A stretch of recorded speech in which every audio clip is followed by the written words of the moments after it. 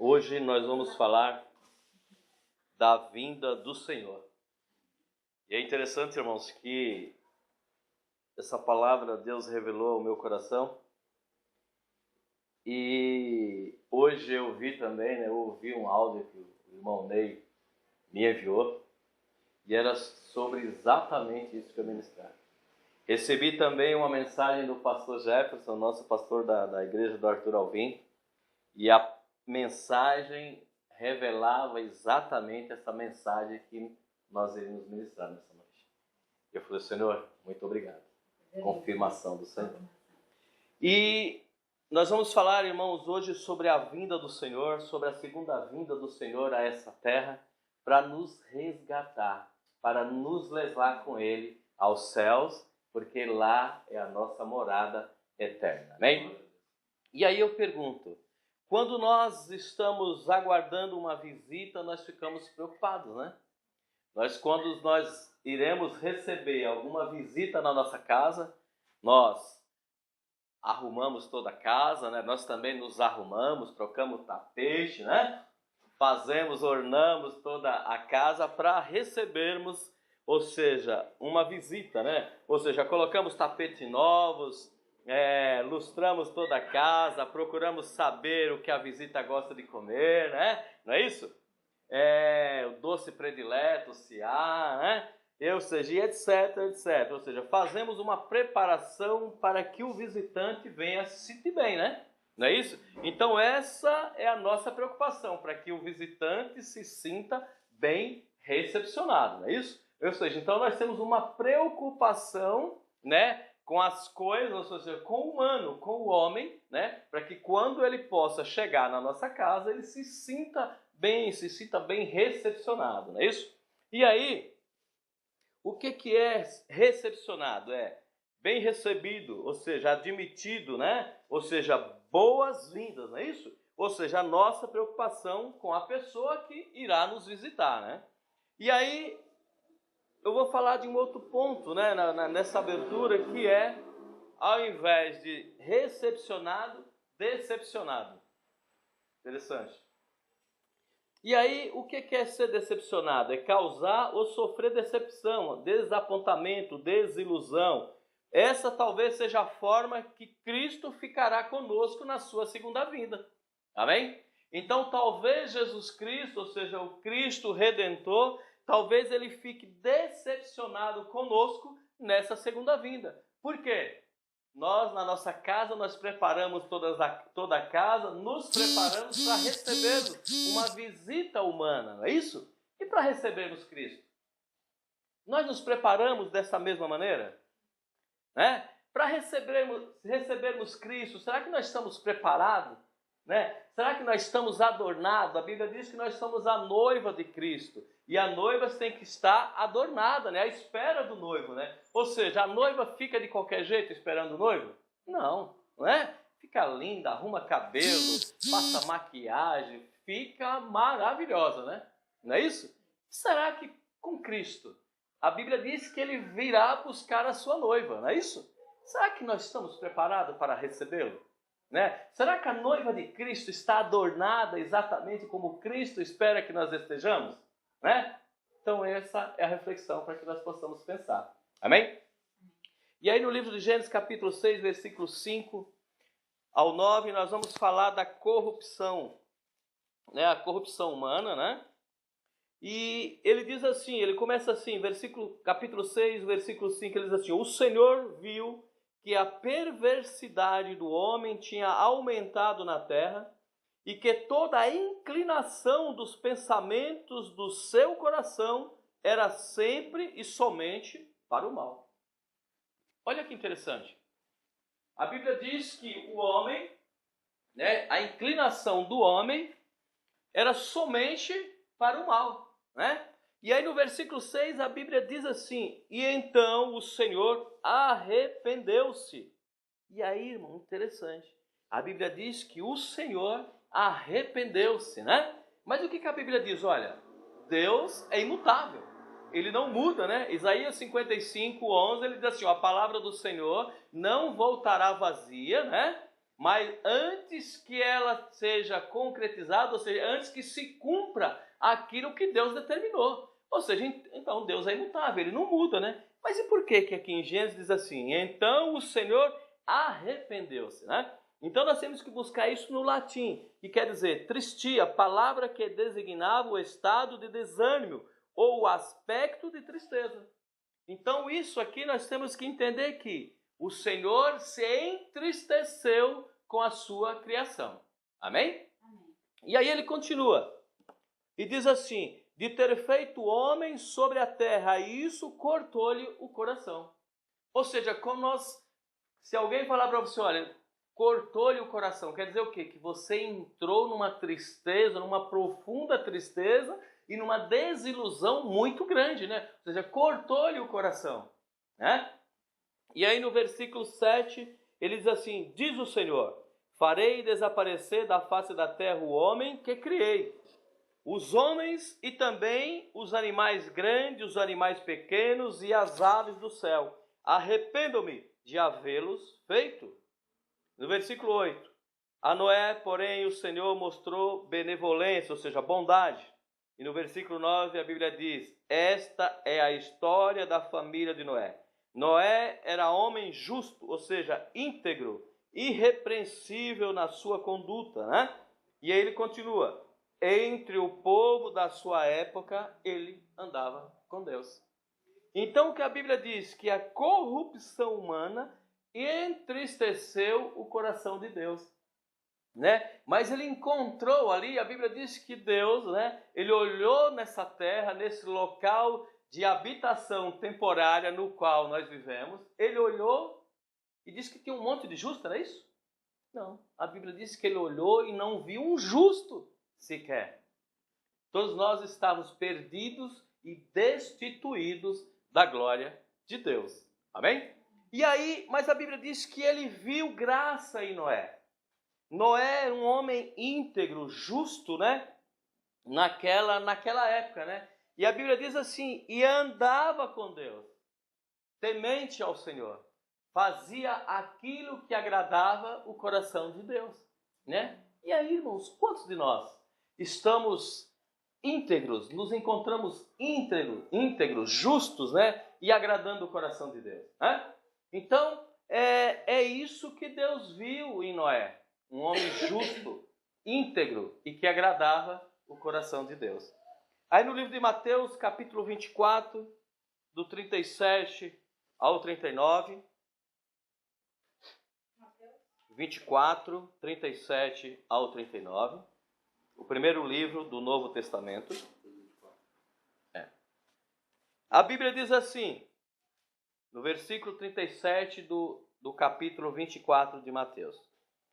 Como foi nos dias de Noé, assim também será na vinda do Filho do Homem. Pois, nos dias anteriores ao dilúvio, o povo vivia comendo e bebendo, casando-se e dando-se em casamento, até o dia em que Noé entrou na arca. Essa arca é a salvação.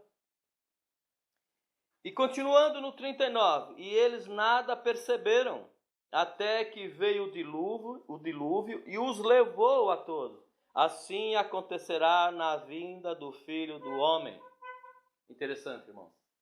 A Bíblia diz que na época de Noé, o povo andavam, como eu diria, perdidos. O povo não queriam saber de Deus, não queriam andar com Deus, estavam destituídos da glória de Deus, não diferente da época de hoje. E no livro de Mateus, o primeiro livro do Novo Testamento, Mateus ele relata isso, que na vinda do Filho do Homem, ou seja, na vinda de Cristo, Cristo encontrará um mundo exatamente da mesma maneira da época de Noé. Amém? E a Bíblia diz que na época de Noé, Deus ele olhou o mundo e se entristeceu com a criação que ele havia criado, né? E Mateus deixa isso claro. Hoje, né, nós vivemos dessa mesma maneira, né? E aí o que acontece? Quando Jesus ele estava falando sobre o fim dos tempos, né, nesse livro aqui onde Mateus relata, Ele mencionou que será como os dias de Noé. As pessoas andavam preocupadas, né, com outras coisas, situações, né? Ou seja, elas andavam preocupadas com a vida terrena. Ou seja, a preocupação deles e a preocupação do mundo hoje é só com aquilo que eu posso enxergar, né? Eles não estão preocupados com o reino, não estão preocupados com o invisível. A preocupação é aquilo que eu posso ver. Se eu posso ver, se eu posso apalpar, então nisso eu creio. Não é assim que está acontecendo? Até no nosso meio, no meio cristão está acontecendo isso, irmãos. Amém? É a tal da prosperidade, né? A filosofia da prosperidade. Então, quer dizer, as pessoas vivem, né, querendo prosperidade, querendo progressão nesse mundo, sendo que a nossa visão deveria ser o quê? Céu, vida eterna, né? Porque essa morada, né, essa morada terrena, ela é temporária, né? A Bíblia diz que tudo passará, né? Os céus e a terra passarão, mas a palavra do Senhor, essa não vai passar. Essa vai se cumprir. E qual que é a palavra de Deus, irmãos? A palavra de Deus é o próprio Senhor, né? A Bíblia diz que Ele é a vida, Ele é a luz, Ele é a verdade e a vida. Então Ele é a própria palavra. Então nós não estamos preocupados com a nossa salvação. Nós estamos preocupados com essa vida, com esse mundo, né? Corremos atrás de coisas que são palpáveis, atrás de coisas que nós podemos enxergar. Não é isso? E aí ele continua assim, nessa exegese, ele diz, com as coisas materiais e palpáveis, viviam como se nunca fossem morrer. E morriam como se nunca tivesse vivido. Mas nós vivemos exatamente dessa maneira, irmãos. As coisas passam, nós não percebemos, as situações acontecem, nós não enxergamos. E a Bíblia diz que Noé, ele entrou na arca, ou seja, ele entrou no projeto de salvação que Deus havia criado, e o povo que estavam fora não perceberam. Irmãos, imagine só, um barco gigantesco, né? Um barco gigantesco daquele, uma arca gigantesca, 3 andares. E aí todo aquele projeto, Noé fazendo aquele projeto, e ninguém deu crédito. Olha só. E a Bíblia diz que Noé colocou todos os animais, casais de animais, dentro daquele barco enorme, dentro daquela arca, né? Dentro daquele navio gigante, né? E ele entrou com a sua família e os outros não viram. Irmãos, isso não é brincadeira. Isso não é brincadeira. Eles estavam totalmente desatentos, né? Ou seja, um barco gigante daquele, totalmente fora de cogitação para a época, né? Para a época, ou seja, um negócio totalmente novo, que até então ninguém nunca tinha visto algo, um projeto diferenciado daquele, um planejamento fantástico daquele, né? Mas o povo, eu acredito assim, que alguns tiveram curiosidade de passar e falaram, o que você está fazendo? Estou fazendo uma arca. Mas para quê? Nem chove. Nem chove, tá louco? Por que você está fazendo isso? Ah, Deus falou que eu devo fazer desta maneira, que haverá um dilúvio que vai varrer a face da terra. Deve ter falado para Noé, você é um louco. E aí quantos não zombaram de Noé? Né? Por ele estar fazendo aquele projeto e obedecendo a palavra de Deus. E não é assim, irmãos? Quando nós começamos a servir ao Senhor, os próprios amigos, os próprios parentes, eles falam, você está ficando louco, você está ficando doutrinado. Não é isso que falam? Eles não enxergam que a sua visão mudou. Eles não enxergam que houve uma transformação, que Cristo mudou a sua vida. Né? E eles começam a perceber em nós uma mudança, uma transformação. Ele fala, está ficando louco. Não é isso? Olha, antes fazia assim, agora não faz mais nada. Acho que está louco. Não é assim? Então eles começam a enxergar em você uma diferença, Cristo começa a se revelar em você, você começa a entrar na presença de Deus, e aí, irmãos, é inevitável. Nós mudamos, né? Porque a Bíblia diz que nós temos que ser a imagem e semelhança de Cristo. E se nós somos a imagem e semelhança de Cristo, nós deixamos de ter a imagem do mundo. Amém? Então o mundo passa a não nos conhecer mais como pertencente ao mundo, mas como pessoas diferentes, diferenciadas. Amém? E é isso que nós temos que ser. A Bíblia diz que nós temos que ser o quê? O açúcar? Não, o sal. Né? A Bíblia diz que nós temos que ser o sal dessa terra, para dar sabor. Amém, irmãos? Amém. Então é isso que nós temos que ser. E a Bíblia diz mais uma coisinha. Olha, se vocês deixarem de ser sal, Se o sal perdeu o sabor, não serve para nada. Amém? Não serve para nada. Nós temos que entender, nós somos os eleitos do Senhor. Amém? E aí, continuando. Agora vamos abrir a nossa Bíblia no livro de Hebreus, capítulo 9, versículo 28. Cristo foi oferecido como sacrifício, é isso que esse livro diz, é isso que o escritor, ele nos informa, né? Então, Hebreus, capítulo 9, versículo 28, diz assim: assim também, Cristo foi oferecido em sacrifício uma única vez, para tirar os pecados de muitos, e aparecerá a segunda vez, não para tirar o pecado, mas para trazer a salvação aos que a aguardam. Então, irmãos, a segunda vinda de Cristo não é uma vinda para a redenção, mas é uma vinda para buscar aqueles que estão salvos em Cristo Jesus. Hebreus capítulo 9, versículo 28. Então, a Bíblia, o escritor de Hebreus aqui, ele deixa muito claro. O sacrifício de cruz, o derramamento de sangue, ele foi apenas uma vez.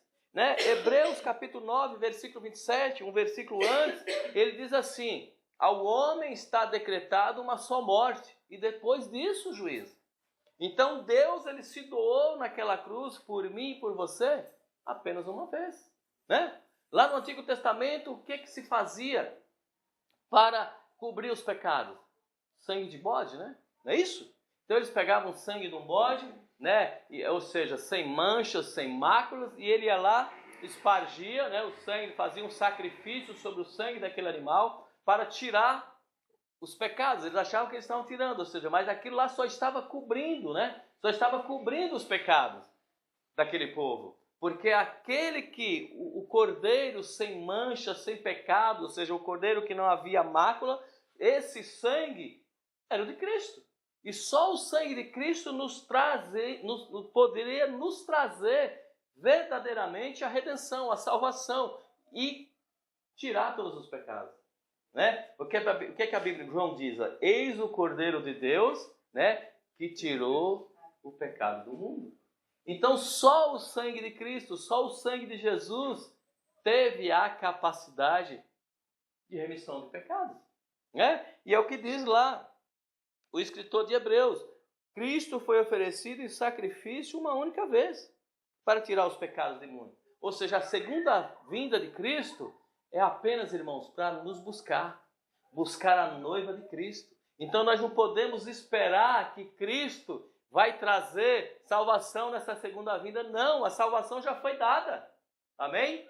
Quem crê diz amém? Amém. A salvação já foi dada, irmão. Nessa segunda vinda, ele apenas recolherá os eleitos do Senhor, os santos, a sua igreja, a sua noiva.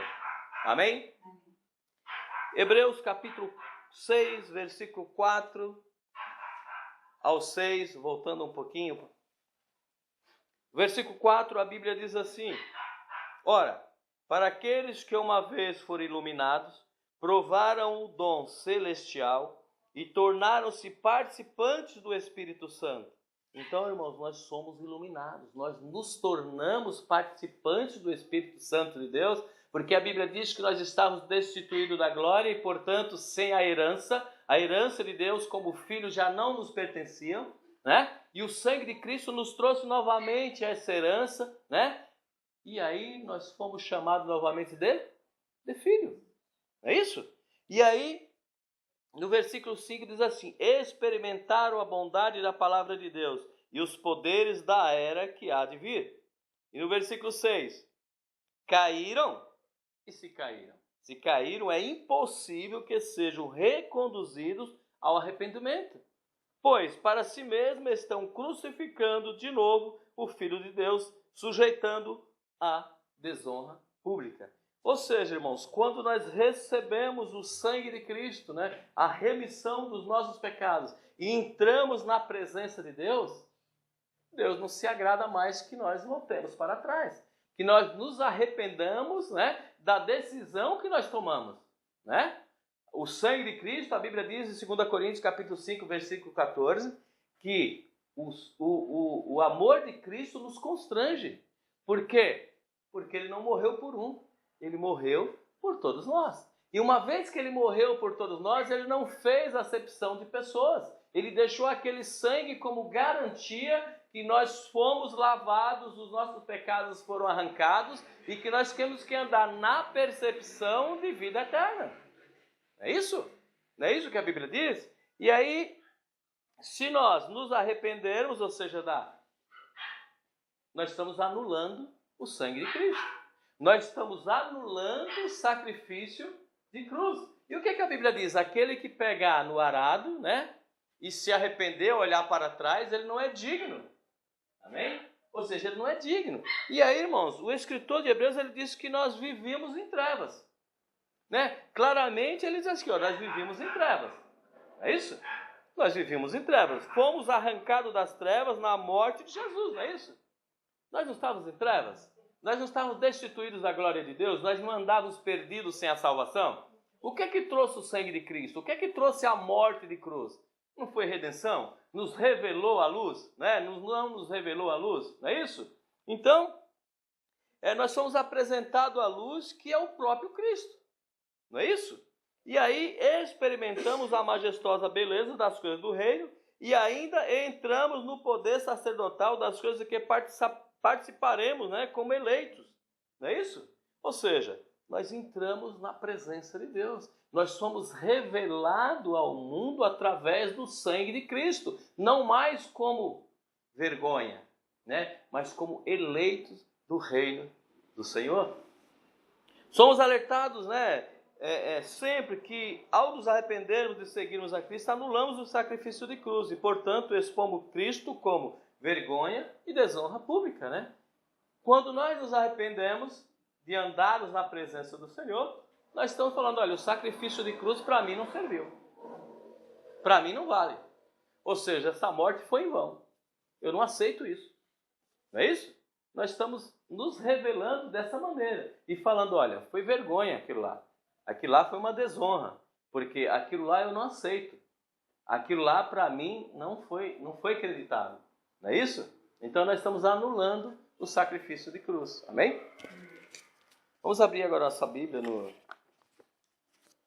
livro de Tessalonicenses.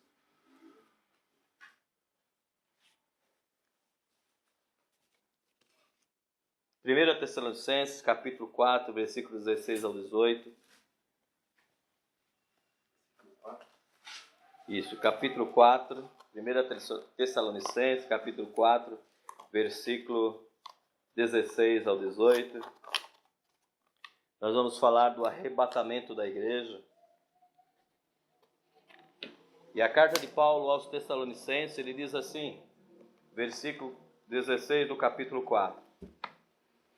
Pois dada a ordem, com a voz do arcanjo e o ressoar da trombeta de Deus, o próprio Senhor descerá dos céus e os mortos em Cristo ressuscitarão primeiro. Sabe o que quer dizer isso aqui, irmãos? Vida eterna. Vida eterna. E os mortos em Cristo ressuscitarão primeiro. Depois nós, os que estivermos vivos, seremos arrebatados com eles nas nuvens para o encontro com o Senhor nos ares. E assim estaremos com o Senhor para sempre. Olha que maravilha, irmãos. Consolem-se uns aos outros com essas palavras. Irmãos, é forte.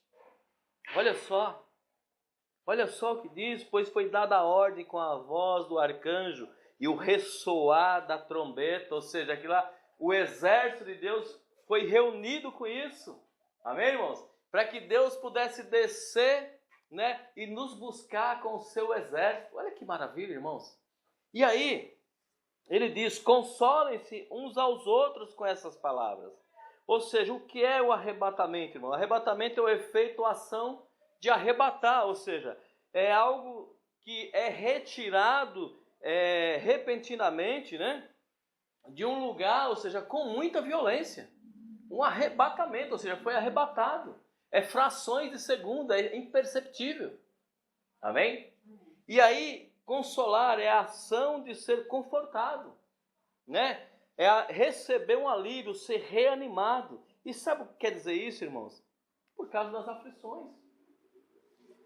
Os tempos estão difíceis. Hoje foi melhor que ontem, creio nisso. Amanhã vai ser muito pior que hoje. Hoje foi pior que o dia de ontem. Não há mais certeza de nada para esse mundo, irmão. Esse mundo não tem mais jeito. Esse mundo não tem como mais melhorar. Tudo que nós vemos hoje, nos assustamos, amanhã nós veremos coisas piores. Porque a volta de Cristo está próxima, irmãos. Cristo está voltando. Nunca foi tão anunciada a volta de Cristo como nos últimos tempos, como está sendo agora. E aí, irmãos, como que nós estamos? Como na época de Noé.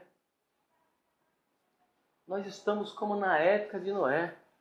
A Bíblia diz que Noé entrou na arca, entrou na salvação e ninguém viu.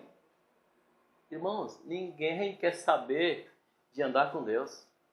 Ninguém quer se arrepender. Ninguém quer se abdicar da sua vida material para servir a Deus. Ninguém quer fazer isso, irmãos. Ninguém. Todos querem salvação.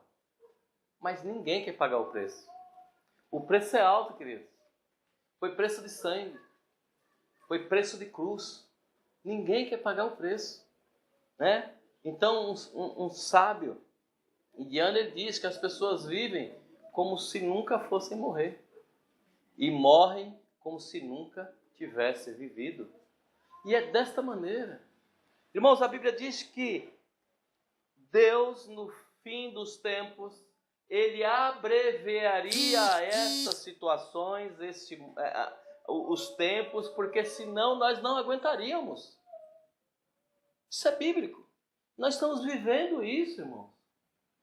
Passa-se o domingo, quando você pensa que é a segunda, você já está no outro domingo novamente. Exatamente, se nós não tivermos com o calendário ali, nós perdemos a percepção do tempo. Os tempos estão se abreviando, mas nós estamos dormindo. Nós não acordamos ainda.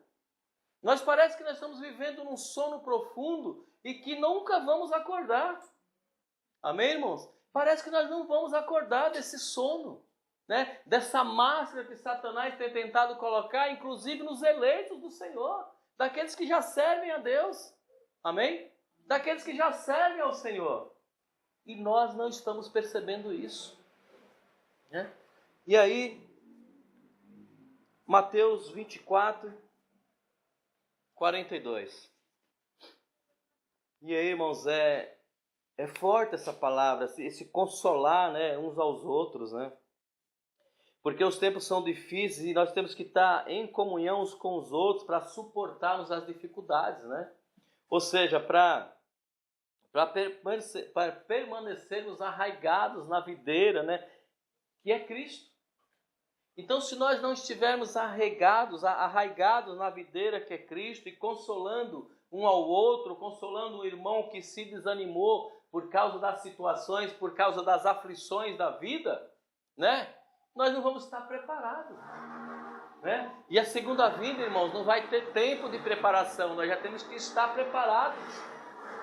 Né? A Bíblia diz que ele virá como um relâmpago. E um relâmpago são correntes elétricas.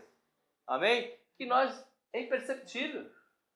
Você vê o relâmpago, um raio no céu, e você só vê e depois é tão rápido que em frações de segundo desapareceu. É milésimo de segundo, ou seja, de tão forte que é. Mateus 24, 42, a Bíblia diz assim: portanto, vigiem, porque vocês não sabem em que dia virá o Senhor. Precisamos estar atentos, queridos, perseverando e andando como filhos da luz, não é isso? E luz que somos. Se nós somos a luz, né? Se nós somos filhos da luz, então nós somos luz, não é isso? E nós temos que andar como luz. Nós não somos mais trevas. Amém? 1 Reis, capítulo, não precisam abrir. 1 Reis capítulo 9, versículo 2 diz assim: Então a mulher disse a Elias: Agora sei que tu és um homem de Deus, e que a palavra do Senhor, vinda da tua boca, é a verdade. Ou seja, irmãos, precisamos dar testemunho de quem somos em Cristo. Isso é testemunho. Aquela mulher abriu a boca e falou: Agora eu sei quem tu és um homem de Deus, porque a palavra que sai da tua boca, ela é verdade, isso é testemunho de quem nós somos. Irmãos, nós temos que dar bom testemunho, dar bons frutos, né? Porque nós precisamos, antes de nós abrirmos a nossa boca, as pessoas têm que nos enxergarmos homens e mulheres de Deus. Porque se nós somos imagem e semelhança do Senhor, o que é que nós estamos fazendo? Se revelando em nós quem é Cristo, dando testemunho dele. Não é isso? Lucas capítulo 21.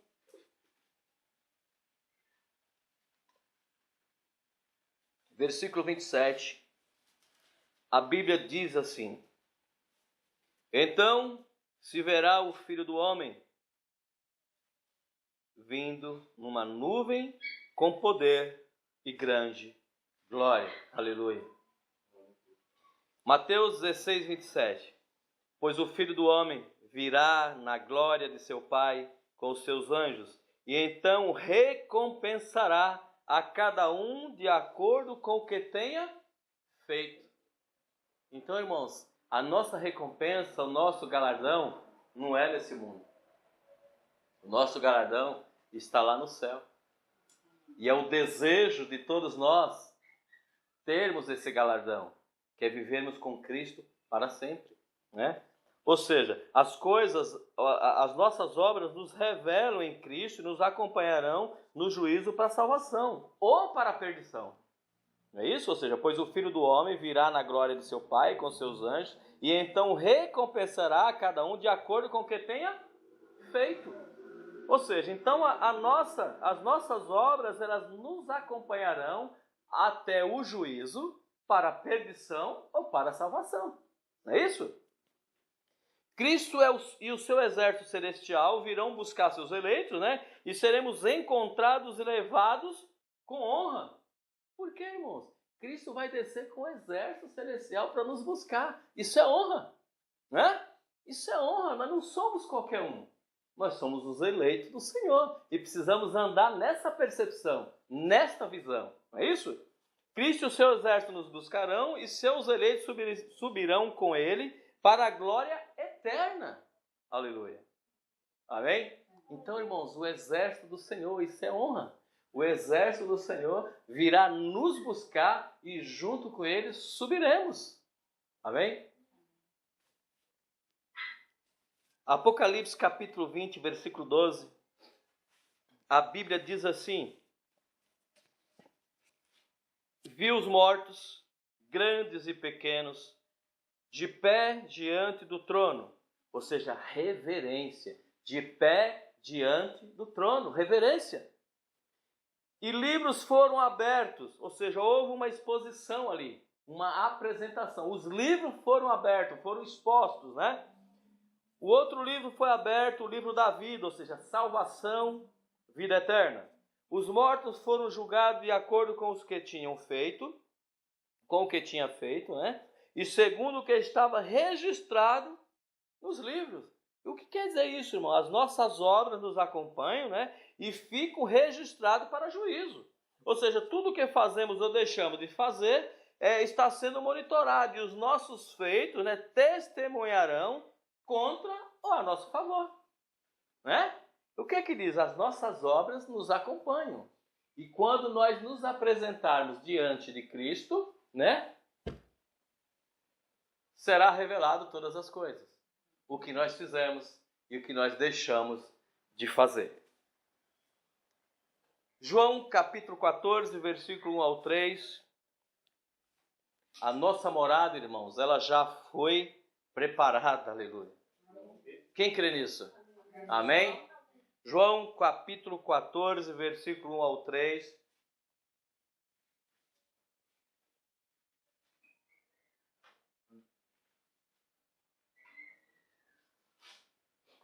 João capítulo 14, versículo 1 ao 3, a Bíblia diz assim: não se perturbe o coração de vocês. Creiam em Deus, creiam também em mim. Na casa de meu Pai há muitos aposentos ou há muitas moradas. Se não fosse assim, eu não teria dito a vocês: vou preparar um lugar para vocês, e quando eu for ir preparar lugar, voltarei e os levarei para mim, para que vocês estejam onde eu estiver. Então, irmãos, ele não foi preparar uma morada. A morada já está preparada para mim e para você. Mas nós precisamos andar nessa expectativa, né? Nós precisamos entender que essa morada, ela é temporária, né? O que é que Paulo diz? Paulo diz que o nosso corpo, ou seja, enquanto nós estivermos habitando no nosso corpo, né? Nosso corpo físico, nessa morada temporária, nós estamos afastados de Deus. Olha que interessante, irmão. Então é necessário que nós morramos para que nós possamos nos aproximar de Deus. Enquanto nós estivermos nessa morada temporária, nós estamos longe do Senhor. Não é que nós estamos desejando a morte, mas nós sabemos que essa morada é temporária, né? E nós precisamos sair desse corpo, dessa morada temporária, para que nos aproximemos e entremos na presença celestial. Amém? Ou seja, o lugar já foi preparado, né, queridos? Ou seja, quando Cristo derramou seu sangue para nos resgatar do pecado, né, e da morte eterna sem a salvação, em que vivíamos, né, e o que precisamos fazer para entrar no lugar que está preparado para nós. Ou seja, a morada foi preparada, mas o que nós precisamos fazer, né, para adentrarmos nessa casa espiritual, né? Andarmos em obediência, né? Ou seja, e no temor do Senhor. Não lutando contra nós mesmos, mas lutando contra as ciladas e armadilhas de Satanás, né? Então nós precisamos ser perseverantes, nós precisamos ser obedientes, nós precisamos andar no temor do Senhor. A morada está preparada. Nós precisamos o quê? Entrar nela, mas não de qualquer maneira. De qualquer maneira nós não entramos. A Bíblia diz que a porta é estreita, né? Tão grande é a dificuldade de nós entrarmos, mas a morada já está preparada. Basta nós termos o discernimento, né? E estarmos preparados para entrarmos nela. Amém? Lucas capítulo 21, 34 ao 36. A Bíblia diz assim: tenham cuidado para não sobrecarregar o coração de vocês de libertinagem, bebedeira e ansiedades da vida. E aquele dia venha sobre vocês inesperadamente, porque ele virá sobre todos os que vivem na face de toda a terra. Estejam sempre atentos e orem para que vocês possam escapar de tudo o que está para acontecer e estar de pé em reverência, né, diante do Filho do Homem. Ou seja, temos que nos mantermos santos, irrepreensíveis, né, atentos ao dia do Senhor. Não podemos ser surpreendidos, irmãos. Na vinda de Cristo, no dia do Senhor, nós não podemos ser surpreendidos. Nós não podemos ser pegos de surpresa, né? Ou seja, temos que estar todos os dias perseverando e aguardando a vinda de Cristo. Não é isso, irmãos? Então nós temos que estar perseverando, aguardando. Nós temos que estar nesse momento aguardando, preparados. Não há tempo para preparação, querido. Nós temos que estar preparados. A Bíblia diz que nós temos que estar preparados. Nós somos a noiva do Senhor. Temos que estar preparados, adornados à espera do noivo. Isso não pode ser surpresa para nós. Nós temos que identificar a vinda de Cristo. Nós não podemos ser pegos de surpresa como aquela geração de Noé. Nós não podemos mais deixar com que as coisas passem imperceptíveis aos nossos olhos. Amém? Nós temos que estar preparados. Já estou finalizando, querido. Precisamos renunciar às paixões deste mundo. Vamos abrir a nossa Bíblia no livro de Tito, capítulo 2, versículo 11 ao 14. Não precisam abrir, irmãos, vão ser mais rápidos. A Bíblia diz assim, Paulo ele ensina a Tito, né? Ele diz assim, ensina a renunciar a impiedades e às paixões mundanas, e a viver de maneira sensata, justa e piedosa nesta era presente, enquanto aguardamos a bendita esperança. E qual que é a bendita esperança, irmãos? A volta de Cristo. E junto com Ele subirmos, salvação, vida eterna, aleluia. E a gloriosa manifestação de nosso grande Deus e Salvador Jesus Cristo. Ele se entregou por nós a fim de nos remir de toda a maldade e purificar para si mesmo um povo particularmente seu. Somos propriedade do Senhor. Dedicando a prática de boas obras, Paulo ele ensina a Tito que as paixões ou a mente que busca no mundo o seu prazer está fora do plano de Deus, né? Ou seja, e da entrega que houve na cruz, ou seja, quando a nossa mente está no mundo, buscando as coisas do mundo, nós estamos fora do plano de Deus, anulamos a cruz, deixamos de ter a visão da cruz, a visão da vida eterna. Amém? Porque em Cristo foi manifestada a gloriosa atitude de salvação para as nossas vidas, não é isso? A morte de cruz foi manifestada em Cristo para a salvação. E a Bíblia diz no livro de Hebreus capítulo 12, que quando ele recebeu o anúncio, essa proposta de salvação, a proposta de morte de cruz, irmãos, ele, se alegrou. E por que ele se alegrou? Imagine só se nós recebermos essa notícia, nós ficaríamos entristecidos. Morrer por quem não conhecemos, morrer por uma causa que não é nossa. Ou seja, sermos levados ao matadouro para pagar uma dívida que você não criou. Não é tua essa dívida, mas você foi escolhido para pagar. E a Bíblia diz que Jesus ele se alegrou por causa daquela proposta. Proposta de salvação, irmãos. Como que nós andamos anulando essa alegria que Cristo teve em morrer por nós? Como que nós podemos andar anulando, né, essa morte, esse sangue, esse preço que foi pago, né? Mateus 24, já estamos finalizando. Vamos nos colocar de pé em nome de Jesus. Mateus 24, versículo 23 ao 26, a Bíblia diz assim: se então alguém disser, vejam, aqui está o Cristo, ou ali está ele, não acreditem, pois aparecerão falsos cristos e falsos profetas, que realizarão grandes sinais e maravilhas, para, se possível, enganar até os eleitos. Satanás faz milagre, irmãos. Satanás, ele faz milagre para nos enganar. Ou seja, e o que a Bíblia diz? Se possível, para enganar até os eleitos. Vejam que eu os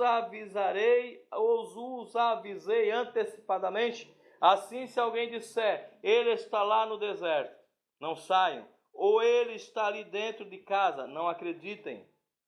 Haverão, os irmãos, caluniadores, enganadores, pessoas usadas pelo próprio Satanás para tirar a promessa de salvação dos eleitos do Senhor. E nós somos esses eleitos. Nós não podemos, de maneira alguma, perdermos essa eleição que foi nos dada na cruz do Calvário. Salmos 20, versículo 7, a Bíblia diz assim: uns confiam em carros e outros em cavalos, mas nós faremos menção do nome do nosso Senhor, nosso Deus. Uns confiam na força do próprio braço, uns confiam nas coisas mundanas, nas coisas que ele conquistou. Mas nós confiamos no Senhor. João capítulo 6, versículo 68. Respondeu-lhe, pois, Simão Pedro: Senhor, para quem iremos nós? Só tu tens as palavras de vida eterna. Irmãos, só o Senhor tem palavra de vida eterna. Só Ele tem o poder para nos dar a salvação. Amém? Só Ele tem palavras que nos conduzem aos céus, né? Só nele há salvação e em nenhum outro. Ou seja, isso é reconhecimento de Pedro, de entender que a salvação e a vida eterna e palavras de vida eterna só há em Jesus. Ou seja, irmãos, precisamos confiar. Precisamos reconhecer Cristo como único e provedor em nossas vidas. E o terceiro ponto, precisamos entender que a salvação está apenas em Cristo Jesus e nenhum outro. Amém? Irmãos, nós vamos orar nessa noite, agradecer a Deus por mais uma oportunidade de estarmos presentes. Quem entendeu a palavra nessa noite? Amém? Glória a Deus, foi essa palavra que o Senhor colocou ao meu coração, para que nós pudéssemos compartilhar, para que nós pudéssemos dividir com os irmãos nessa noite. Eu creio que Deus falou com cada um de nós e que essa palavra de vida eterna, essa palavra de salvação, nós não devemos desprezar, irmãos. Amém? Que nós possamos sair dessa noite, deste lugar, não da mesma maneira que nós entramos, talvez entristecidos pelas circunstâncias da vida, mas felizes por Deus ter falado conosco, por Deus ter se revelado através da sua palavra. Amém? Muito obrigado pela oportunidade. Vamos orar agora em nome de Jesus. Amém?